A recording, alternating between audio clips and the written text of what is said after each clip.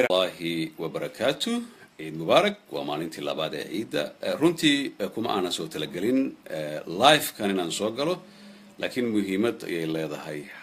نص ساعة حل اللي جت جوجو أيها واحد صور دعي breaking news أيها صور دعي أوكي ميد ودن كمريكانكا والصومالي أضفر بدن وكحرنا أدنك يلايف فيسبوك أن سمينا وحيسية marka arrintan waxay ku saabsan tahay arintii 27 Janaayo sanadkan uu ku dhawaaqay madaxweynaha Mareykanka Donald Trump ee ahaa in wadamada ay Soomaaliya ay ku jirto Iran, Syria, Libya iyo Yemen ay ku jiraan iyo Sudan laga mamnuuco qaxootigooda iyo dadka soo gala wadanka Mareykanka waxaan la soconaa in dhowr jeer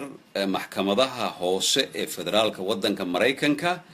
ay ka dulqaadeen marka xilli iminka laga joogo waqtiga hadda aan sameeyno videoga nus saac ayaa maxkamadda sare ee wadanka Mareykanka loo yaqaan Supreme Court ayaa waxay go'aan ku gaartay in sharcigii Trump uu soo saaray la ogolaado oo maanta xilligan aan la hadlay wixii ka bilowda in mamnuuci qaxootiga ee Soomaalida ay ku jiraan 120 maalmood ahaa iyo kuwii dadka kale ee Syria, Yemen, Libya, Sudan si toosa loo dhaqan geliyo ilaa iyo bisha October haddii la yiraahdo sanadkan marka arintan waxa ku jira exception ama waxa laga reebay oo kaliya haddii qofka uu yahay qof ku leh a connection wax la yiraahdo wadanka Mareykanka aan laga celin karin tusaale ahaan haddii qoyskaaga ama xaaskaaga ay Mareykanka ay joogto oo adiga DNA-gii aad martay oo maaragtay aad sameysay interview ama wareysiga aad sameysay adigu arinta kuma saameyso waxay saameysaa dadka aan ku lahayn wax la yiraahdo luqadda Laatinka bona fide ومعناه أي تهي دتك عن connection كان كلهن أما حرير أنا لهن ودن كمريكان حرير وحلاقة وضعت صالحان هدي أضيقة أما عرور هذا أما حاس كاجا أما مارتي أضيقة ودن كمريكان كوجوجو وكود دعويني أما قويس كاجا هو يدا أما أدير كا أما إيددا تاس وبونفيده منا أقصيص التاس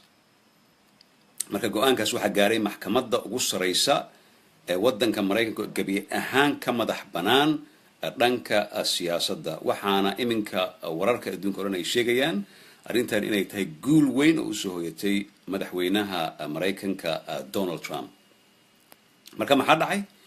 waxa dhacay in qaadiyaasha ama qaaliyaasha qofba soo yaqaano oo midkii ugu dambeeyay isagu uu soo doortay Donald Trump ay go'aan ay ku gaareen in ay xaq tahay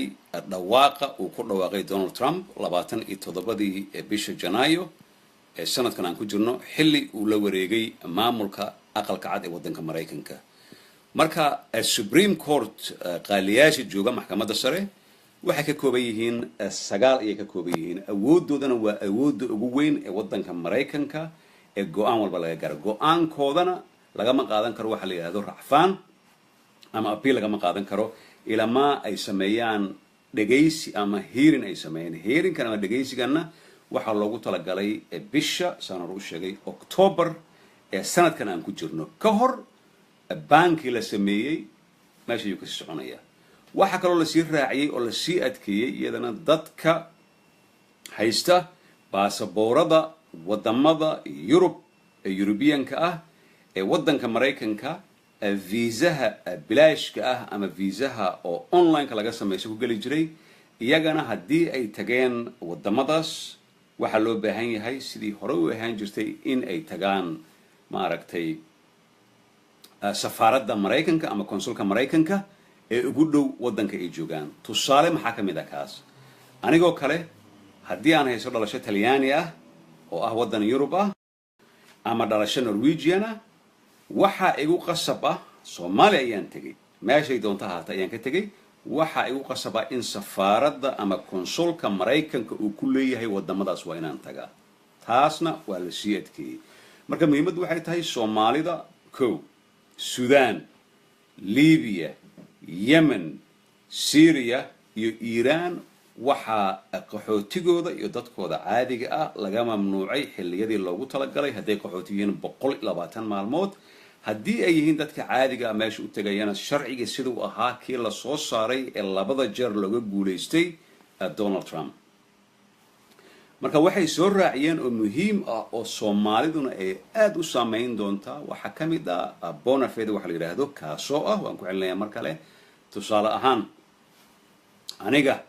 xaaskayga hadday ii dacwoonayso waddanka Mareykanka ay joogto dacwadeeda meel fiican ay maraysay oo fara laga qaaday indha laga qaaday aniga shaqo kuma leeyahay sababtoo ah waxaan leeyahay xiriir ama connection ayaan waxaan la leeyahay waddanka Mareykanka haddii caruur ay ku joogaan haddii hooyada ay ku dacwootay marka sheekadu ma ahan hadda wixii ka bilowda ma ahan hadday dacwo ku furneed sheekadu waxay dhaqan gashay nus saac ka hor ay dhaqan gashay xilligii ay ahayd 4:15 GMT ama Greenwich time marka waxaan idinka codsanayaa dhammaantiin inaad si qaybisaan videoga si asxaabta iyo dadka Soomaalida ah ay qusayso uga faa'iidaan marka GMT 4:30 ama 4:15 galabnimo saacada markay ahayd London ayuu sharcigan si toos ah uga dhaqan galay maxkamadda sare ee waddanka Mareykanka saan la socono 9 qaali ayay leeyihiin 5 waa dhanka garabka midig ee la yiraahdo conservative kii ugu dambeeyay waxa doortay madaxweynaha Mareykanka Trump iyo 4 oo ay doorteen Clinton iyo dadkii ka sii horeeyay isaga sida Jimmy Carter iyo kuwii kale marka go'aanku wuxuu noqday in maanta wixii ka bilowda sharcigii Soomaalida iyo dadka kale ee wadamada muslimka intooda badan ka imaanaya in uu si toos ah u dhaqan galay marka Trump waxa la leeyahay wuxuu gaaray guul ayuu gaaray laakiin guusha waxa ka hoos baxday oo kaliya oo yiraahdeen dadka connectionka la leh waddanka Mareykanka marka connectionka iyo dadkan connectionka online laba ayaan kala saarina intaan barnaamijkan soo xirin connectionka dadka la leh waa qof dacwo u socotay ama xaaskiisa ama odaygiisa ama hooyadiisa ama adeerkiisa ama aabihiisa oo waddanka Mareykanka joogay oo dacwo loo qaaday oo dacwadii sugaya connection ayuu ku leeyahay waddanka Mareykanka ama xiriir ayuu la leeyahay qofkaas ma saameynayso arrintan qofka aan xiriir kala lahayn waa qof hadda markii ugu horeysay codsaday ama application sameeyay oo qofna aan u joogin Mareykanka oo sidiisa isaga tagay ha joogo wadamada kala reer galbeed ka joogo ha joogo Soomaaliya ha joogo meel kale oo qaxootinimo iminka dalbanaya oo bilowga waa ka mamnuuc waddanka Mareykanka inuu galo laakiin maxkamadda waxay dhageysanaysaa oo looyarada ay dhageysan doonaan xilliga bisha October hadduu alla yiraahdo ee sanadkan oo iminka waxa ka dhiman bisha Luulyo August September ayaa ka dhiman 3 bilood ka bacdi ayay dhageysan doonaan waxa laga yaabaa in Trump uu ku guuleysto ama dadka maxkamadda soo saaraya oo la arintan sharci ma ahan ay kaga guuleystaan labadaas ay ku dhacaysaa marka guushaas ayuu asaga u timid ayaa la yiri hadda warbaahinta meel walba haddii aad qortaan Trump baan hadda qortaan waad ku arkaysaan dhammaan macluumaadka wixii soo kordhana insha Allah solarportal.com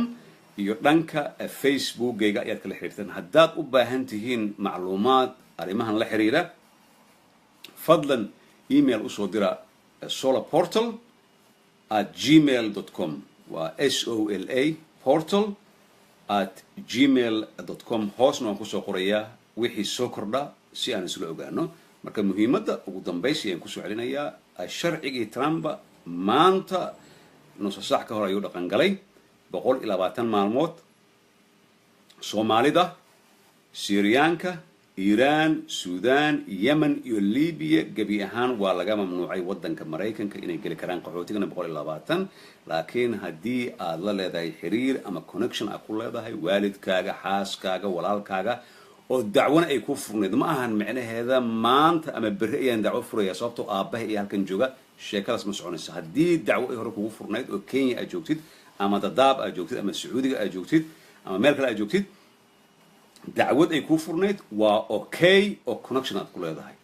laakiin haddii dacwo ay ku furneyd oo aad connection aan ku lahayn tusaale ahaan haddii aad tahay qof single ah oo weligiis Mareykanka qofna u joogin Mareykan aan tagin arinta adiga kuma qusayso oo laguma ogola waddanka Mareykanka inaad gashid marka dhamaantii waa mahadsantihiin emailka waa solarportal@gmail.com wixii soo kordhana waxa insha Allah balan nagu ah in aan halkan idin soo dhigi doono wixii Soomaaliya ciid wanaagsan mar kale wassalaamu calaykum waraxmatullaahi wabarakaatuh